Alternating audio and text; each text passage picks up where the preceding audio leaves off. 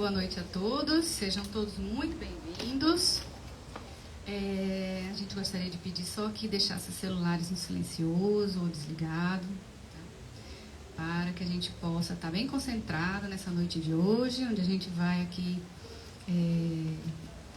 conversar, muitas coisas boas, né? E para iniciar, vamos iniciar fazendo uma leitura preparatória aqui do livro Pão Nosso, escrito por Chico Xavier, pelo Espírito Emmanuel, que é o que a gente vem seguindo. Aqui o item 23, não é de todos. Vou ajeitar aqui. O título é Não é de todos. Está na passagem da segunda carta aos Tessalonicenses, capítulo 3, versículo 2. E para que sejamos livres de homens dissolutos e maus, porque a fé não é de todos. Está em Paulo, a segunda carta, como eu falei, aos Tessalonicenses. Dirigindo-se aos irmãos de Tessalônica, o apóstolo dos gentios rogou-lhes concurso em favor dos trabalhos evangélicos, para que o serviço do Senhor estivesse isento dos homens maus e dissolutos, justificando o apelo com a declaração de que a fé não é de todos. Pelas palavras de Paulo, percebe-se-lhe a certeza de que as criaturas perversas se aproximariam dos núcleos de trabalho cristianizante, que a malícia delas poderia causar-lhes prejuízo e que era necessário mobilizar os recursos do espírito contra semelhante influência.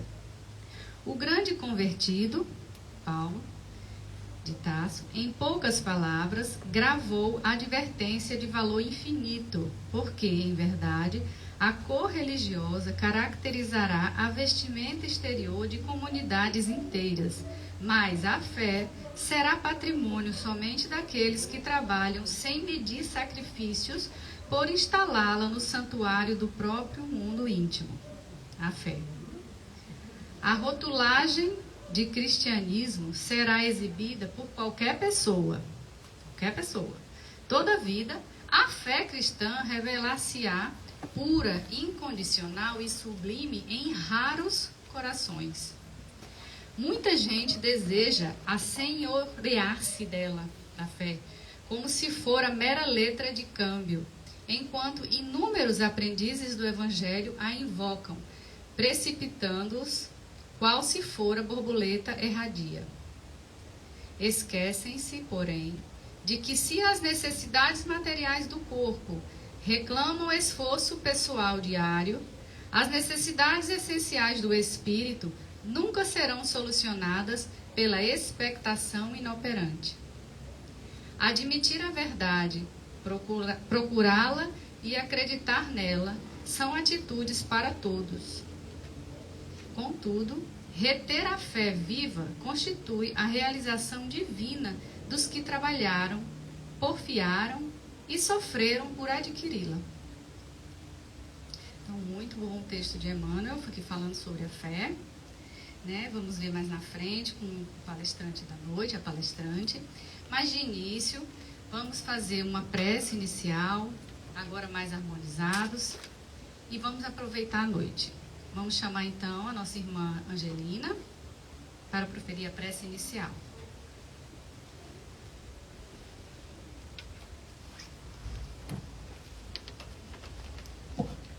Boa noite. Senhor Jesus, aqui estamos porque, Senhor, essa fé, essa convicção, no amparo e no auxílio que vem ao nosso encontro, que nos intui a estarmos nos lugares buscando o autoconhecimento e a paz. Pai amado, espíritos benevolentes que nos acolhem a cada momento, envolva-nos na tua paz, conduza-nos ao encontro da nossa luz interior e que sejamos dignos e merecedores nesta noite de receber tudo aquilo que buscamos. Que essa noite traga a cada um aqui presente excelentes reflexões, que a nossa irmã Iris possa trazer com clareza e entendimento tudo aquilo que a gente precisa ouvir neste momento. Cura-nos, Senhor. Cura-nos. Traz a paz necessária ao espírito.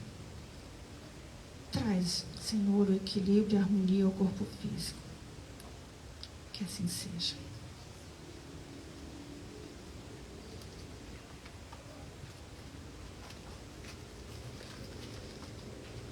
Convidar, então, a palestrante da noite, nossa irmã Iris Albano, para a palestra. Obrigada. Boa noite a todos.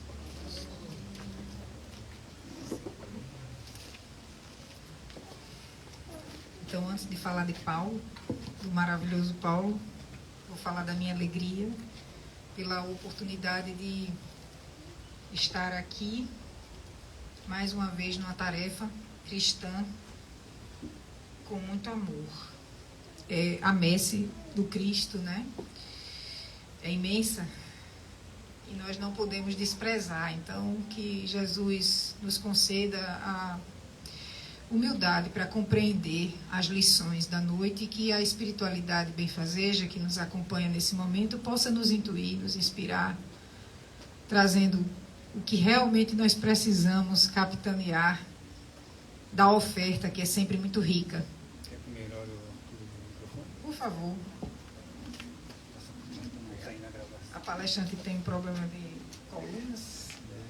Aí, nesse meio. Obrigada, meu irmão. Muito obrigada. Que Deus lhe abençoe. Então, como vocês, eu imagino que todos aqui já tenham familiaridade com o Evangelho, né? Uma Bíblia de uma forma geral, todos já devem saber que os Tessalonicenses eram uma das comunidades que Paulo visitava na sua peregrinação e cuidava em dar um certo apoio de instrução cristã. E muitas das vezes ele não conseguia estar presente e mandava cartas. Assim como ele mandou para os Colossos. Não, os Coríntios. Isso, quase não sai. Isso. Então, Paulo se comunicava através de carta, né? Naquela época não existia o WhatsApp, nem e-mail. E aí, numa dessas cartas, Paulo, ele, numa postura muito humilde, adverte os irmãos, né? Aqueles que ele considerava irmãos. Quando ele diz, né? O apóstolo dos gentios rogou-lhes concurso em favor dos trabalhos evangélicos, para que o serviço do Senhor estivesse isento dos homens maus e dissolutos. Como foi que Paulo fez isso? Paulo na sua carta, deve ter contextualizado toda uma situação, mas Emmanuel, que é o espírito, para quem está chegando na casa espírita pela primeira vez, Emmanuel é um espírito benfazejo, que foi mentor de Chico Xavier, durante toda a passagem de Chico aqui na vida, e que viveu muitas existências e personagens até famosos que a história retrata, né? E hoje ele é tido como um benfeitor do espiritismo, né? Uma pessoa que nos deixou grandes lições através da literatura vasta aí, por ele enviada para a psicografia. E aí, Emmanuel vai destacar a frase da contextualização de Paulo, que ele diz: e para que sejamos livres dos homens dissolutos e maus, porque a fé não é de todos. Então, primeiro Paulo adverte, depois ele informa. Mas quando ele diz assim, a fé não é de todos, ele está dizendo assim, olha, uns vão ter direito e outros não. Como no Espiritismo a gente sempre bate na tecla da fé raciocinada, a gente começa a pensar, a questionar o que Paulo quis dizer com isso. A fé não é de todos, né? Mas e se eu não estiver no grupo de que a fé não é? Porque eu quero ter fé, eu tenho fé, né? E aí quando Paulo faz isso, Emmanuel aproveita para nos alertar e ensinar sobre o que é ter fé. E chama a nossa responsabilidade para entender que fé é uma construção. É uma construção cotidiana. Porque aqui ele vai falar de luta, ele vai falar de sacrifício, ele vai falar de aprendizado, e a chuva começou. Então, se a chuva engrossar, não se afobem. Calmamente a gente levanta, né, diretor? E transfere as nossas cadeiras lá para frente, para a área coberta. Tá certo? Então, ele vai e diz, Emmanuel, né? Justificando o apelo com a declaração de que a fé não é de todos. Mais uma vez, será que eu estou na parte que a fé é minha ou eu estou na parte que a fé não é minha? Vamos avançando aqui para entender. Pelas palavras de Paulo, percebe-se a clareza de que as criaturas perversas se aproximariam dos núcleos de trabalho cristianizante, que a malícia delas poderia causar-lhes prejuízos e que era necessário mobilizar os recursos do espírito contra semelhante influência. Então, muitas coisas aqui. Primeiro, criaturas perversas que atrapalham o serviço cristianizante. Quem eram essas criaturas? Por acaso Paulo estava falando das entidades invisíveis já naquela época? Não. Paulo estava falando daquelas pessoas que tinham dificuldade de assimilar o cristianismo, ainda pelos seus apegos materiais e suas limitações morais, né? E que de alguma forma iriam aproveitar para distorcer os ensinamentos de Jesus. Então, meus irmãos, observem que já fazem 2000 anos que existe cristianismo. 2022 anos para ser mais exato, né? E de lá para cá, nós, humanidade, ainda continuamos distorcendo o cristianismo. Em função de quê? Em função dos nossos interesses pessoais, na maior parte equivocados, né? Então, Paulo já nos advertia nessa época para essas distorções, que são distorções malfazejas. Porque se a mensagem do Cristo veio como tinha que vir, do jeito que ela precisava chegar, ela é irreparável, ela é irretocável. Mas as pessoas iriam distorcê-las. Ah, Iris, como é essa distorção? As pessoas começaram a criar regras para você seguir a Cristo que favorecesse os interesses delas. Ia estabelecer rituais, ia estabelecer simbologias, ia estabelecer punições que iam justamente contrariamente ao que o Cristo tinha deixado, né? E aí elas começavam a entender que aquela mensagem tinha um poder tão grande, tão grande, tão grande, que se elas tivessem o gerenciamento desse poder através de uma outra linguagem, distorcendo um pouco para favorecê-las, elas iriam ter êxito na caminhada. Isso era tão grave e tão sério, razão pela qual a humanidade pode não ter evoluído ainda o suficiente para o período que ela já se encontra aqui, que Paulo teve o cuidado de mandar a carta para os Tessalonicenses advertindo eles. Cuidado, porque existem criaturas dissolutas que vão tentar macular o cristianismo. E isso vai atrapalhar esse trabalho que nós estamos fazendo. Mas ele dizia assim, porque a fé não é de todos. Essas criaturas não gozavam de fé.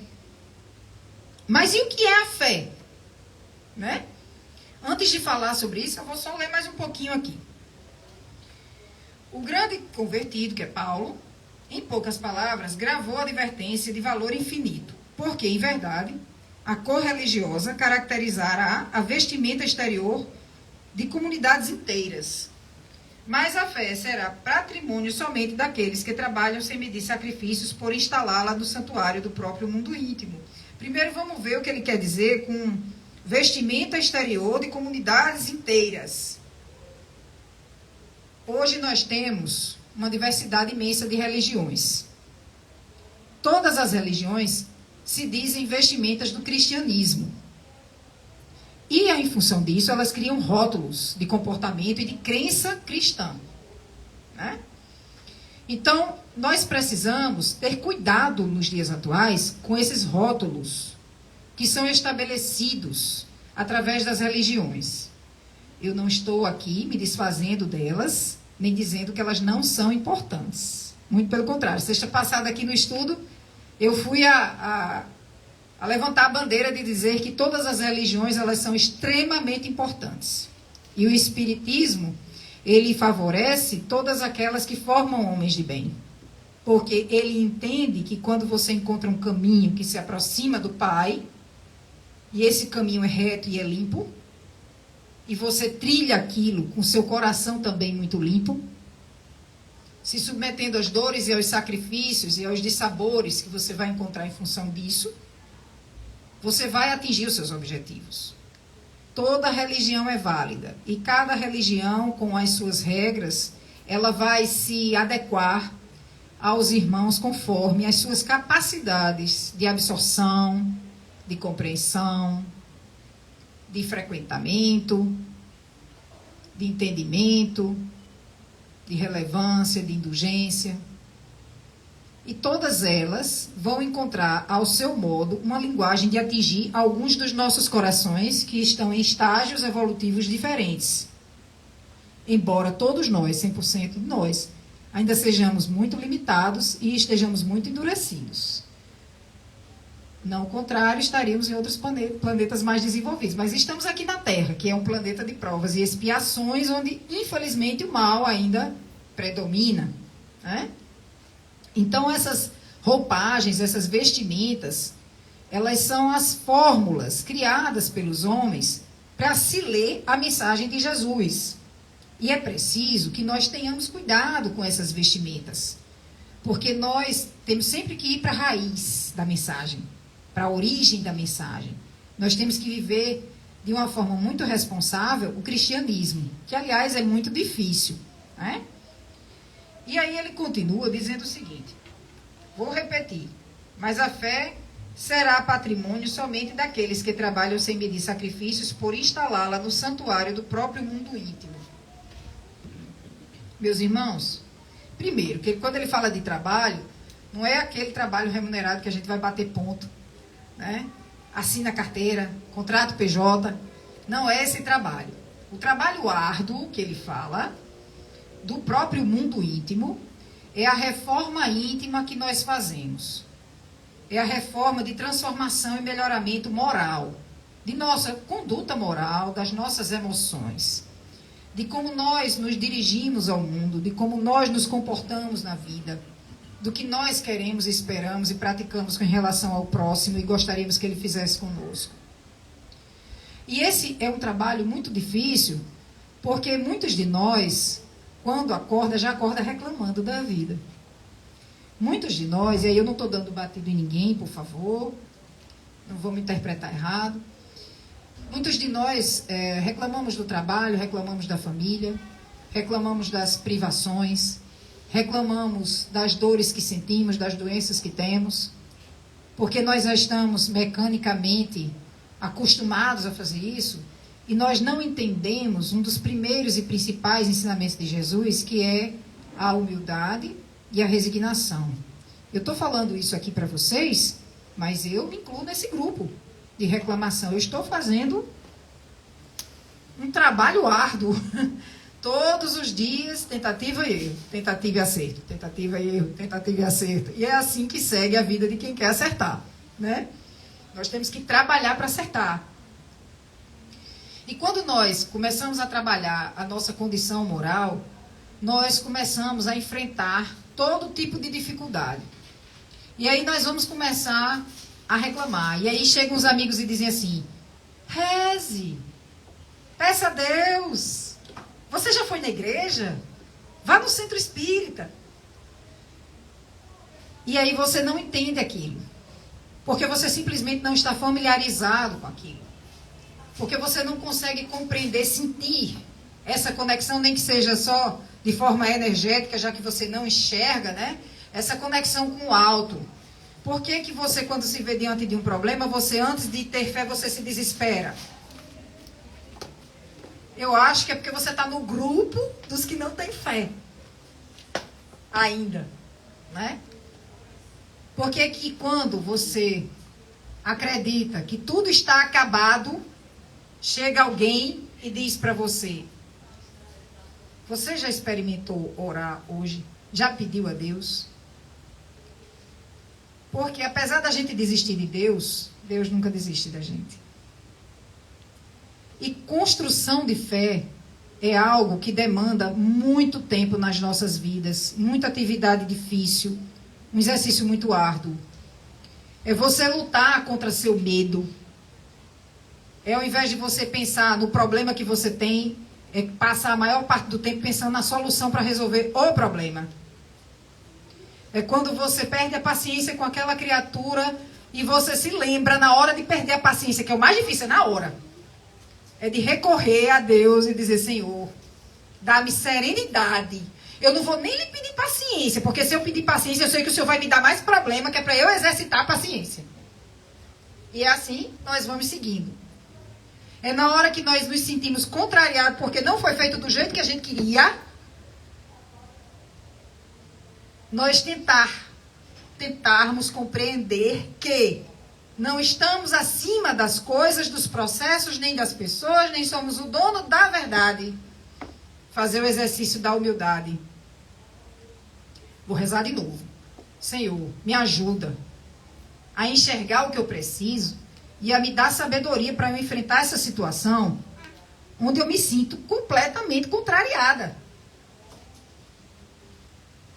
E em cada problema, e em cada traço de desafeto, de desalinho que eu vá vivenciando, à medida que eu vou recorrendo à prece, eu vou construindo uma conexão com o alto. Aí eu pergunto a vocês, é fácil? Não, não é fácil. Eu quero ver você sentir fome, não ter o que comprar, nem ter o que alimentar seus filhos, na hora, a dor truando, como nós dizemos, né? Você simplesmente parar e orar com serenidade. Não é fácil. Eu quero ver você estar ali sofrendo com depressão e o outro chegar para você e dizer assim, ah, você não acredita em Deus, por isso que você está em depressão. Você tem vontade de matar a criatura. Eu quero ver você perder o emprego e o chão e o outro dizer para você, ao invés de, meu irmão, tudo vai ficar bem. Acredite que Deus vai lhe ajudar. Ele chega e diz assim, você foi incompetente. O mercado é só para quem tem oportunidades. Ou, perdão, as oportunidades de mercado é só para quem tem competência. Quem são esses nossos irmãos que na nossa dor, na nossa dificuldade, dificultam a construção da nossa fé? Eles são esses carinhas aqui, ó. Homens dissolutos e maus. Mas eles são piores do que nós? Não, porque nós também fazemos isso. Porque no ambiente de trabalho ou no ambiente familiar, muitas vezes alguém chega fofocando com uma maledicência a respeito de um ou de outro. O que é que a gente faz? A gente entra na pilha. Ao invés de dizer, vamos evitar, vamos deixar fulano se pronunciar, vamos ouvir fulano, a gente entra na pilha.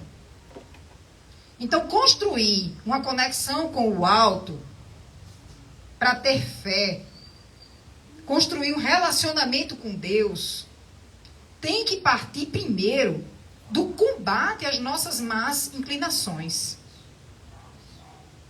E se a gente não está disposto a fazer isso, a gente não vai nunca conseguir, ao orar, mentalizar esse Deus. A gente vai ler o Evangelho, a gente vai entender a teoria, a gente vai fazer uma prece mecânica e vai achar que está sendo cristão.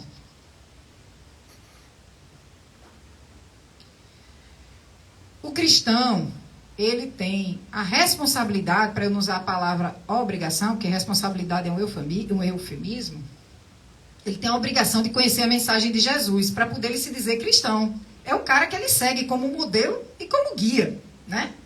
Então, ele tem a obrigação. Mas ele só vai conhecer a palavra de Jesus se ele estudá-la. Por quê? Eu posso chegar para vocês e falar que Jesus disse isso, isso e aquilo, mas eu nunca vou dizer tudo que Jesus disse. E você também não vai ter paciência para ouvir. E eu posso até contar distorcidamente, mas se você estuda, você vai saber o que Jesus disse. E você tem que ser fiel a essa mensagem do Cristo. O próprio Emmanuel, uma vez, disse para Chico que se alguma vez ele duvidasse de Chico, ficasse com Kardec e o Cristo. E se ele duvidasse de Kardec, ficasse só com Cristo. Então, o Cristo é a nossa referência. Mas para falar com esse Cristo, que é por ele que nós chegamos a Deus, né? Dito inclusive por ele mesmo, nós temos que estabelecer um relacionamento com ele. Ah, eu oro de manhã quando eu acordo e eu oro quando eu vou dormir. Isso é que, gente, a gente tem que orar o tempo inteiro. Nós somos fluidos, envasados, igual a refrigerante. Imagina um refrigerante. O casco do refrigerante é o nosso corpo e a bebida que está lá dentro, gaseificada, borbulhando, é o nosso espírito. Nós somos um fluido igual à água. Agora me lembrei de você. Nós temos que ser fluidos igual à água. Nós somos fluidos. Nós fazemos parte do universo. Daquilo que a gente enxerga, matéria densa, e daquilo que a gente não enxerga. Nós estamos conectados de forma divina. Uma forma que a gente não consegue compreender. Mas nós não acionamos isso como deveríamos. Nós precisamos adicionar com muito amor. Buscar conhecer a nós mesmos. Buscar entender as nossas deficiências. Nossa, como eu fui arrogante.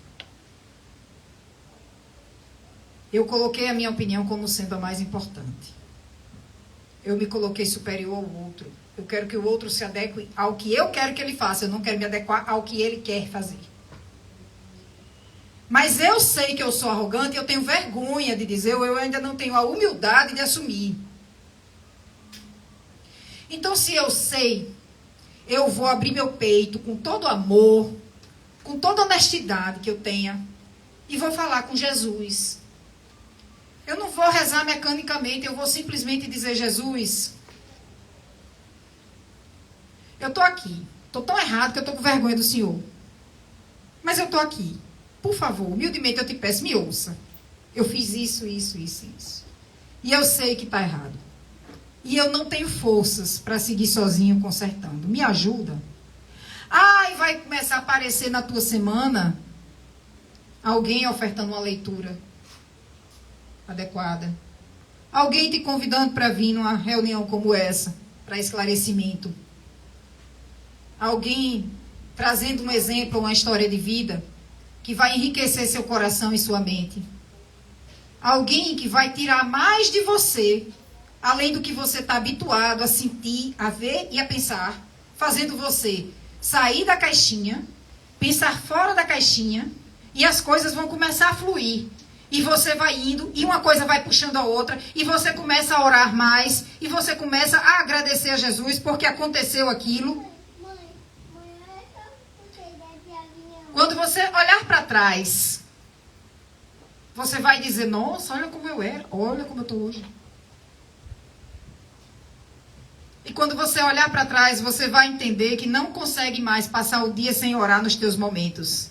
É sentado no ônibus indo para o trabalho, é no banho enquanto o chuveiro cai.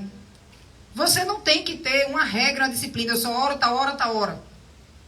Deixa teu espírito fluir, deixa a tua alma alcançar esse divino que te ama, que te cerca, te protege, te assiste, te ampara, que é Jesus. Não tenha vergonha de se dirigir a Jesus, não tenha medo de se dirigir a Jesus. Constrói a tua história de conexão com o Mestre. Essa história de conexão é quem vai construir a sua fé. Fé é um relacionamento de confiança. E quando você confia que Jesus ensinou aquilo, e você confia que precisa seguir o que Jesus ensinou, você não vai desfazer, não vai desvirtuar, não vai distorcer e não vai adequar para interesses mesquinhos e equivocados que você ainda goza. Porque você tem fé. Agora você entrou no grupo dos que têm fé. Então, ter fé é complicado e ao mesmo tempo não é. É complicado porque ela demanda um esforço que muitos de nós ainda não têm a consciência que tem que fazer.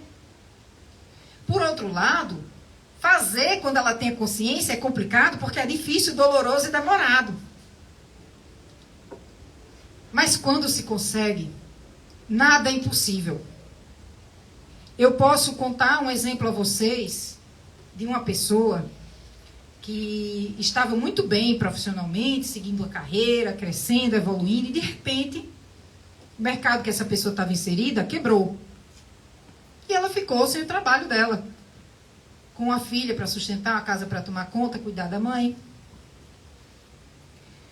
E aí ela passou 9 anos tenebrosos de privações materiais, perdendo ano a ano, semana a semana, dia a dia, cada uma das coisas que ela tinha conquistado do ponto de vista material, e também passando por um processo de despertamento terrível, profundo, onde ela foi obrigada a se perceber menor do que todos os outros, para poder se encontrar como alguém importante e amado por Deus.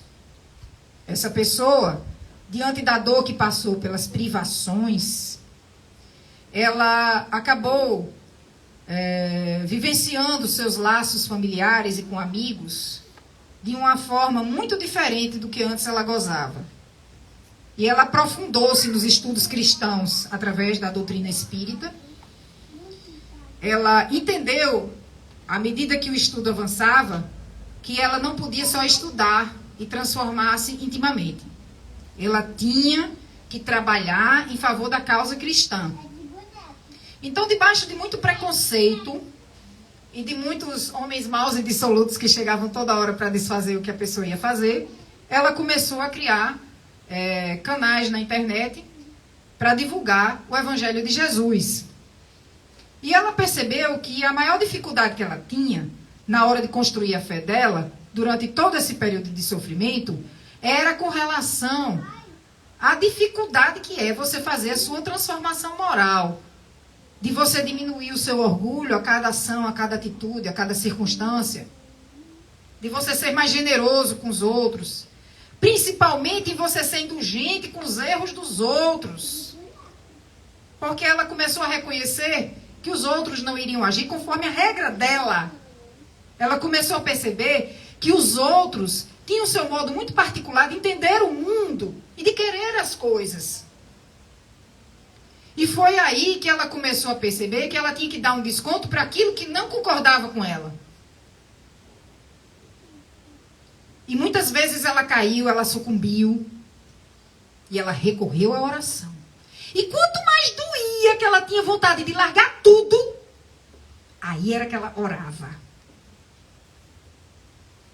E ela dizia, muitas vezes ela orou dizendo, Senhor, sou eu e tu, cheguei ao fundo do poço. Não tenho mais o que fazer, a quem recorrer, a quem pedir. Só somos nós dois. E muitas vezes essa criatura não percebeu, que durante esses 9 anos de privação e dor, e humilhação e hostilização, e tudo dava errado, ela não conseguia trabalho, ela era um bom profissional, mas não conseguia trabalho. E ela tentava. E ela se submetia a coisas menores do que o que ela podia. Da capacidade dela. Para não ficar sem trabalho, ela precisava sustentar a família. Mas nunca dava certo. Mas ela não percebia que à medida que o tempo passava e que ela se tornou um trabalhador espírita e orava, e evangelizava, e trabalhava, ela era sustentada. Ela foi sustentada espiritualmente. Ela foi fortalecida. Ela foi tão fortalecida que ela continuou firme quando ela achou que tinha chegado no final, não tinha mais o que fazer. E ela disse em sua oração, eu tenho certeza que o Senhor não me abandonou. Eu tenho certeza que o defeito é meu. Sou eu quem não enxergo a sua presença. Sou eu quem não enxergo a sua misericórdia. Ela dizia. Mas eu estou aqui, Jesus. E ela permaneceu firme. Até que um dia, depois de muito sofrer, isso trabalhadora espírita, ela foi para uma outra casa espírita. Com esse e outros muitos problemas que ela angariou nesse intervalo de tempo. Né? De toda ordem. E nessa casa espírita ela foi acolhida com uma mensagem E essa mensagem dizia: o que você está passando é uma expiação. Para quem nunca estudou o Espiritismo antes, expiação é como se fosse um resgate, em linhas gerais, um resgate de dívidas que nós contraímos em vidas anteriores. E nós vamos pagar até o último centavo, só para lembrar. E aí essa criatura foi acolhida nessa casa espírita com muito amor, com muita delicadeza, com muito afeto, com muito respeito. Mas foi de uma forma tão especial, foi de uma forma tão cristã, tão maravilhosamente cristã, que ela percebeu naquela acolhida todas as respostas de Jesus para ela, que estava passando fome na semana anterior. E ela via as pessoas próximas, amigos e alguns familiares, reclamando de situações muito superficiais. E olhou para a despensa dela, não tinha nada.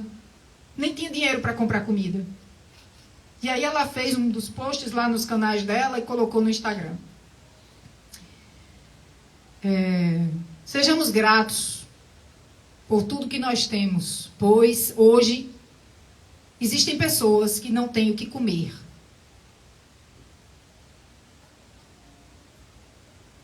Eu tenho uma mãe e uma filha, uma criança e uma senhora idosa para sustentar.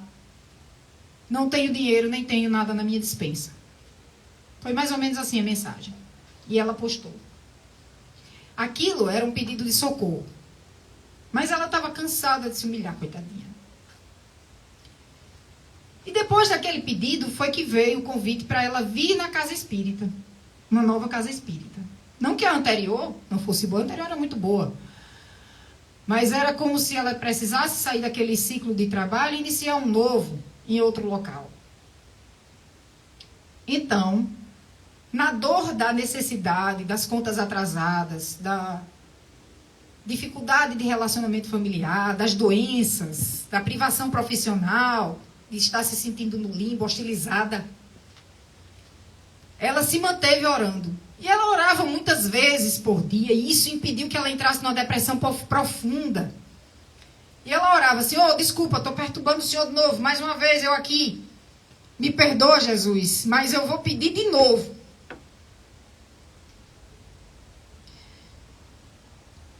Eu não peço, ela dizia,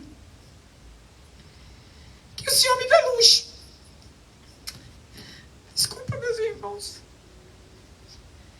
Mas me deu dignidade de sobreviver pelo meu trabalho. Eu imagino que o que eu tenha feito em vidas passadas tenha sido muito feio, muito difícil. E eu me envergonho, porque a doutrina espírita me possibilitou perceber que nada é por acaso, nem ninguém é vítima. Eu hoje sei que se sofro foi porque fiz por onde. E a dor que passo é pedagógica. Ela me ajuda, ela me ensina que diante do meu erro, a única coisa que eu tenho que fazer, além de reparar, de pedir desculpas e me arrepender, é reparar. Não adianta só se arrepender. Então, de posse dessa consciência, ela continuou.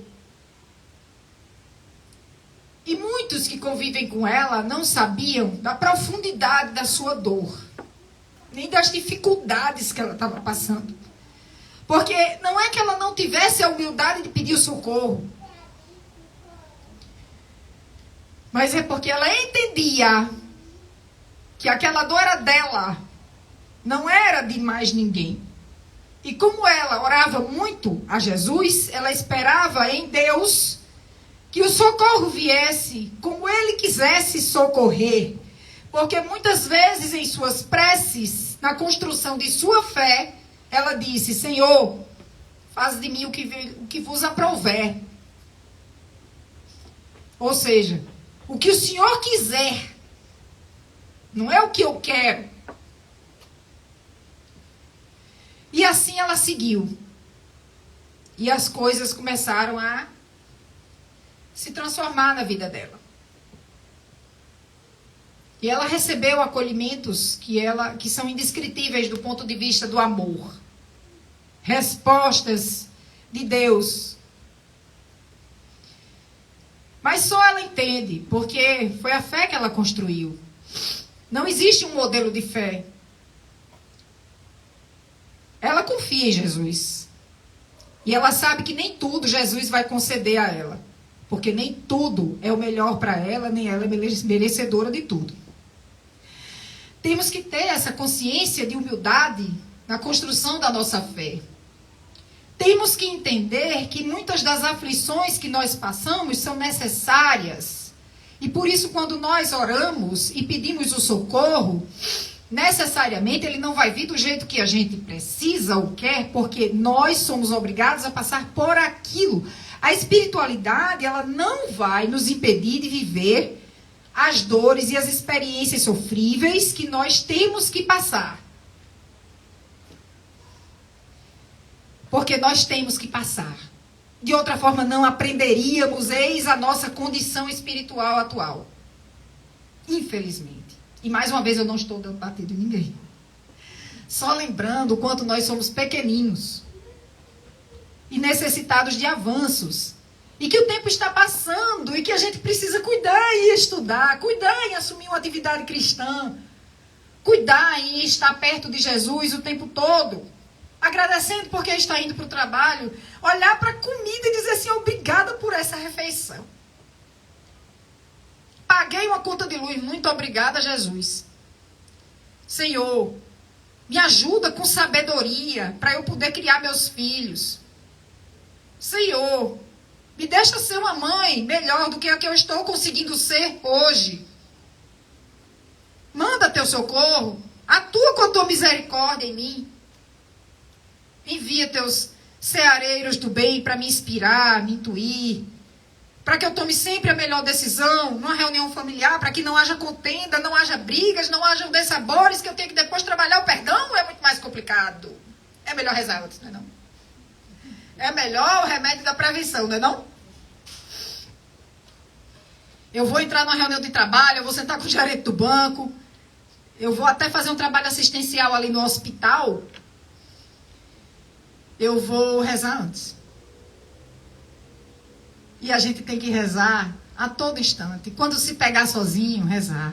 Cada um reza a seu modo, com seu coraçãozinho verdadeiro, cheio de luz.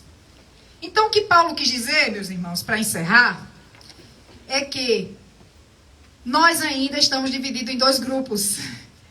Os que tratam de destruir a construção de fé dos outros, e aqueles que se empenham, apesar de toda dor, de toda dificuldade, de toda luta, em construir a sua própria fé. Não se constrói fé com passe de mágica, nem com aplicação balsâmica. A fé se constrói com os esforços que nós fazemos na nossa alma para melhorar a nossa conduta. Kardec deixou dito, através do Espírito de Verdade, o espírita se conhece pela transformação moral que ele realiza. Então, cabe a cada um de nós repensar as nossas más atitudes, ou seja, aquelas que não contribuem, né? Nem com a gente, nem com quem está em nossa volta, e começar a pedir a Deus que ajude. Ele vai mandar ajuda. Saibamos ler. Tenhamos a humildade de reconhecer a Jesus. E aquela mulher hoje vos fala nessa tribuna, muito, muito, muito feliz pela oportunidade de servir vocês com um pouquinho de reflexão sobre isso. Muito obrigada a todos. Que Deus os abençoe.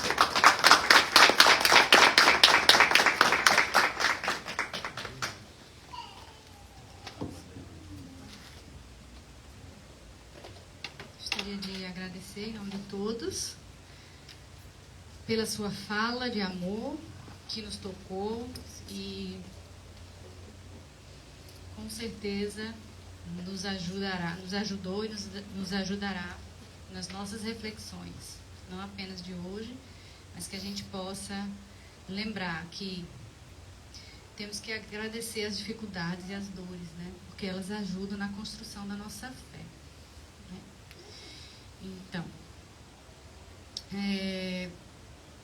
convidar os médiuns passistas para a organização da harmonização nas cabines de passe, que será o nosso próximo trabalho aqui, né? Peço a todos que, nesse momento em que os passes estiverem sendo feitos na cabine, que a gente mantenha o silêncio, se possível uma fé, ou uma fé, agora fiquei com a fé, uma prece com bastante fé, e para a gente manter o ambiente bem harmonizado, tá bom? Gostaria de chamar a Jussier para alguns avisos. Tem, Jussier? Da casa? Não? Tá. E então vamos terminar esse momento, né? Antes de passar para os passes, a fluidoterapia, chamar o nosso irmão Xavier para fazer a prece final.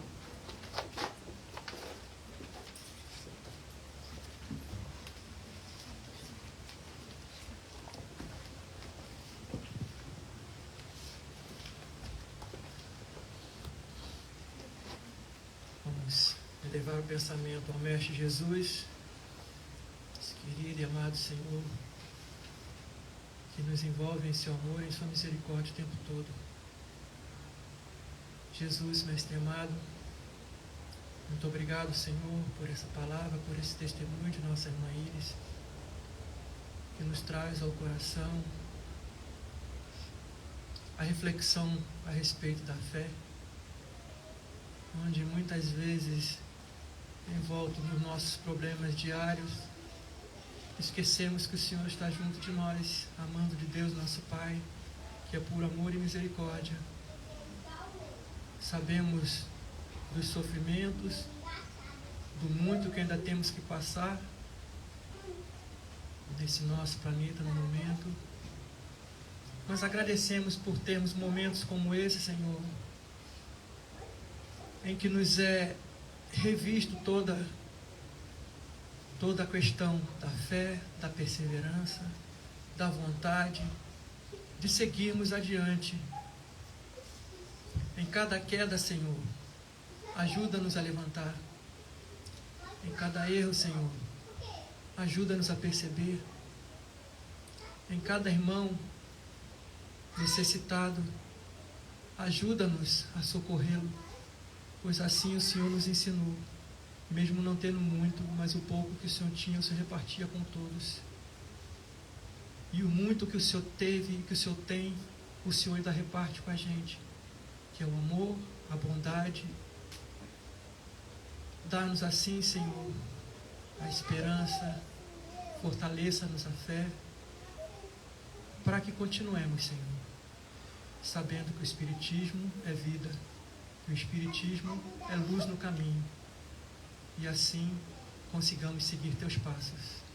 Abençoa-nos e despeça-nos na tua paz hoje e sempre. Que assim seja. Graças a Deus.